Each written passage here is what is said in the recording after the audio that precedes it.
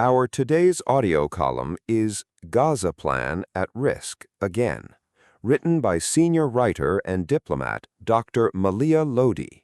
The Israeli Prime Minister's public rejection of the U.S.-backed Gaza roadmap came as little surprise. Last month, the Board of Peace, BOP, announced a 15-point plan to implement the next phases of President Donald Trump's peace initiative. Brokered by the U.S., agreement on the plan was announced by Trump on July 30. He called this a major milestone. The 15-point document's aim was to move the peace process forward by reaffirming and fleshing out specific commitments for implementation by the parties to the conflict. The second of the 15 points required Israel to abide by all remaining obligations under the Sharm el-Sheikh Memorandum, especially an end to its military operations. It called on Hamas and other Palestinian factions to cease their military actions under the peace plan. The 15 points also detailed the framework for Gaza's governance, including the National Committee for the Administration of Gaza, NCAG's responsibilities for running the Strip. Composed of Palestinian technocrats, the transitional body was established by the BOP in January, but it was prevented by Israel from entering Gaza. It has since remained stuck in Cairo. The 15-point framework makes it clear that in the specified timetable, NCAG must enter the Strip and start to assume day-to-day governance. The roadmap involves reciprocal steps. It mandates a link between decommissioning of armed militias, including Hamas, and an Israeli withdrawal in phases from areas under its control in Gaza. Point 13 commits Israeli forces to complete their phased withdrawal from Gaza Strip according to an agreed-upon timetable. The plan provides for the inventorying and storage of Hamas's heavy weapons under NCAG supervision. Hamas would disarm in exchange for a gradual Israeli military withdrawal and establishment of governance by the technocratic Palestinian Committee.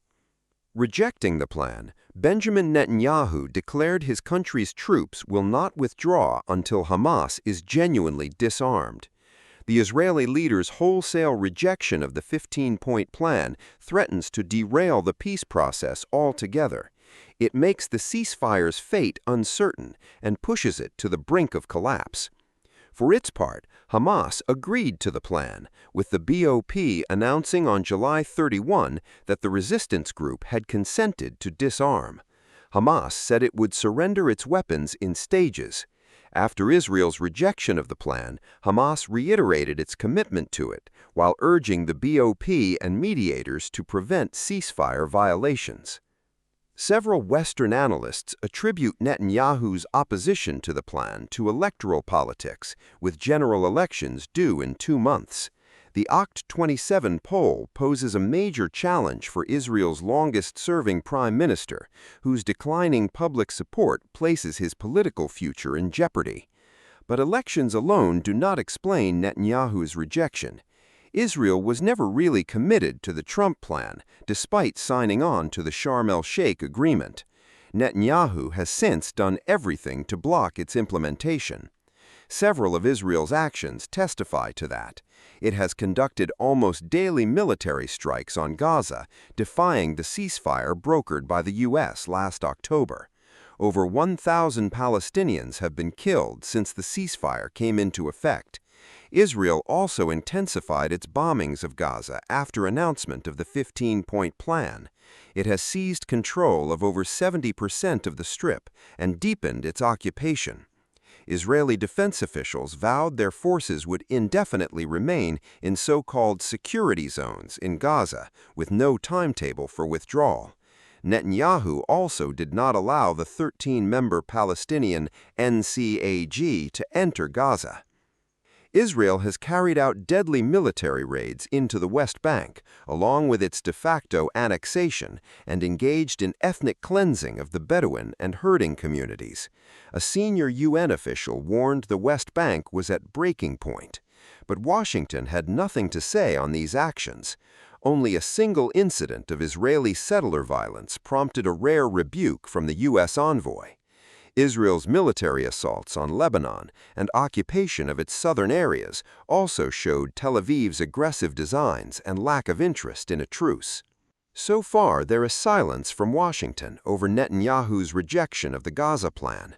Trump claimed he would give his reaction on social media. He never did. The U.S. may be distracted by its conflict with Iran, but that doesn't explain why it hasn't said anything about Israel's abandonment of the Gaza Plan. Trump administration officials privately tell journalists they are willing to give leeway to Netanyahu to navigate the looming elections. Jared Kushner, Trump's son-in-law and envoy, is however set to visit Israel next week, accompanied by Nikolai Mladenov, BOP's high representative, for talks on the Gaza Plan. Following Netanyahu's Washington visit in July, the BOP contradicted its own 15-point plan by announcing Israel will only be obligated to withdraw after complete disarmament. But after Netanyahu's rejection, a board member told a Middle Eastern media outlet that the peace process will still be based on the original plan for phased, reciprocal commitments. From the very inception of Trump's Gaza Plan, the U.S. never committed to an even-handed approach. Instead, it adopted a pronounced pro-Israel stance. It did nothing to stop Israel from violating the ceasefire and cease the killings of Palestinians in Gaza. It turned a blind eye to Israeli expansion of areas under its control. Washington frequently demanded Hamas should disarm, but said nothing about the reciprocal obligation for Israel to withdraw from the enclave.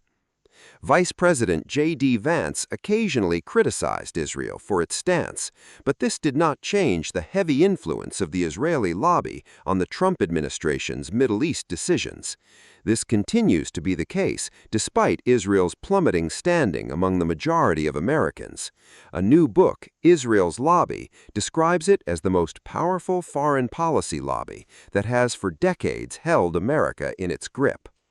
Future prospects for peace in Gaza hinge on how much pressure, if any, the U.S. is prepared to mount on Israel to compel it to drop its opposition to the Trump plan.